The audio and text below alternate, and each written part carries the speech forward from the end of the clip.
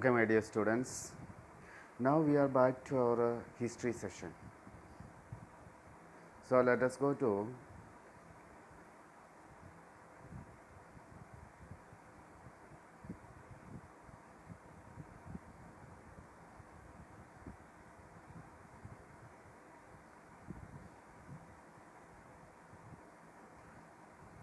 page number 7. Page number 7, topic Organization of the Church. The priests and officials of the Christian church were together known as clergy. Church means what it is together.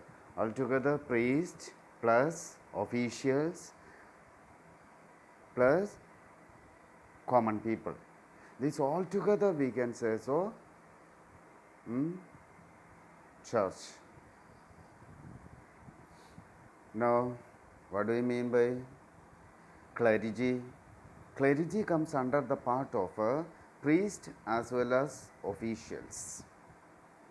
As Christians gained converts in large number, first we come to know that the number of Christian people were less and they were persecuted by Roman emperors.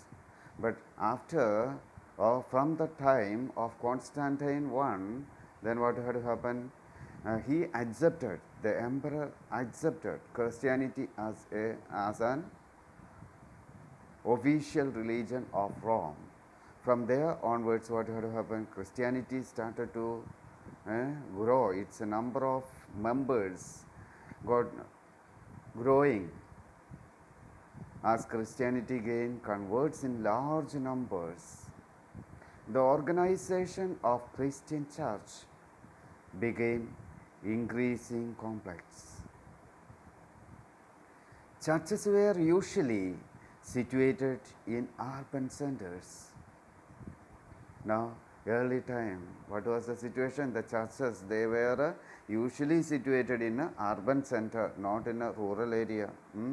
That because of this, a church was headed by a bishop. What was its what we can see? Organization form first pope, then goes to bishop, then priest, then lower clergy. Okay, this is something like a pyramidal in shape. You can see it here.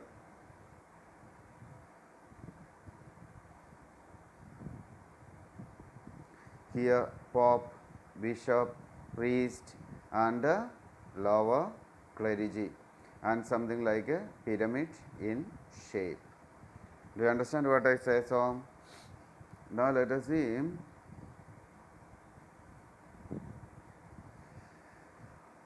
A church was headed by a bishop.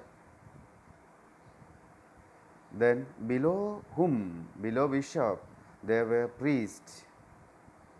And after the priests, below them, what?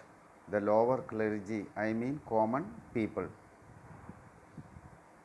In due course, the Bishop of Rome emerged as the most powerful official of the Christian church.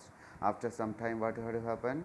The Bishop of Rome, that he got more power, and he became a pope, supreme head of the church.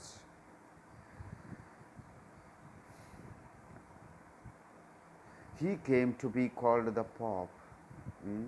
Who came to be called the Pope? The Bishop of the Rome. The Pope became very powerful and exercised great religious and political authority. Gradually, he became very powerful. In his hand, even political authority, power came, and he started to control the people. And he could even force his will upon the kings of Europe. Impact of Christian monasteries. Now, what is the effect of Christian monastery? Some Christians withdraw from worldly life and devoted all their time to spreading the message of Christianity. Some of the monk, some of the priest, what they do? Complete their life and the time they spent to spread Christianity, and they led what type of life? A simple life, and they led lives regulated by rigid rule and vows of poverty, and they didn't go behind the luxurious life. But some of the priests, what they do, they went behind the luxurious life and they enjoyed the life. And what these type, this small number of priests, what they led lives regulated by rigid rule, the vows of poverty, chastity, and obedience. They were called monks, and the institution in which they lived were called monasteries, where the monks lived. In that place, that house is known as monasteries. Life in the monastery included prayer. What was their timetable? Timetable. They had a time. They had a timetable. That was included prayer, then manual work and religious study. Okay, study, prayer, and work. These three field, they got expertised.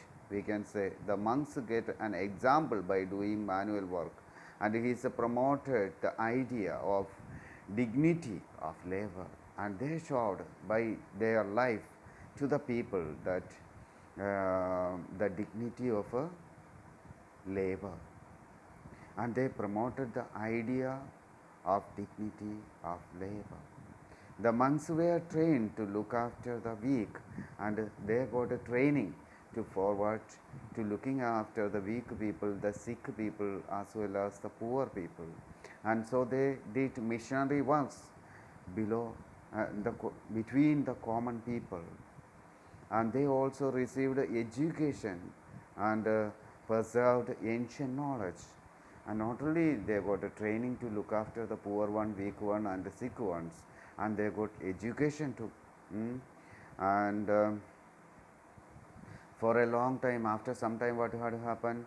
After the fall of Western Roman Empire, the monks were the only learned people in Western Europe. That was the situation had taken place, because they were the people, learned people, after the fall of Western Rome. Then what? The only people, they were the only learned people in Western Europe was the monks. The Christian monasteries become the centers of learning and for spreading education. Subjects such as logic, grammar, arithmetic, and religion were taught in the Latin language. After that, after the falling of Western Roman Empire, what had happened? The Christianity, the Christian monks were the center of learning, and they taught to the people what grammar, arithmetic, religious, and such kinds of. That also they taught them in a Latin language. So the languages serve as a bond among the educated people of Western Europe. Christianity thus played an important role in the culturally uniting Western Europe. Okay, culturally, how? By providing education to the poor ones. And now, early times, we can come to know some of the famous monks, saints. They are Saint Augustine, Saint Benedict, and Saint Francis. And they are such kinds of great monks. They formed their own orders of monk. And in course of time, what had happened? Course of time, the church began to play a central role in lives of the people, and what church become, the some of the monks become lazy and luxurious life living people. How? By the middle of 16th century, many monks were living lives of luxury and became involved in all kinds of corrupt practices. How? Because they got more wealth, and so that they started to enjoy the life.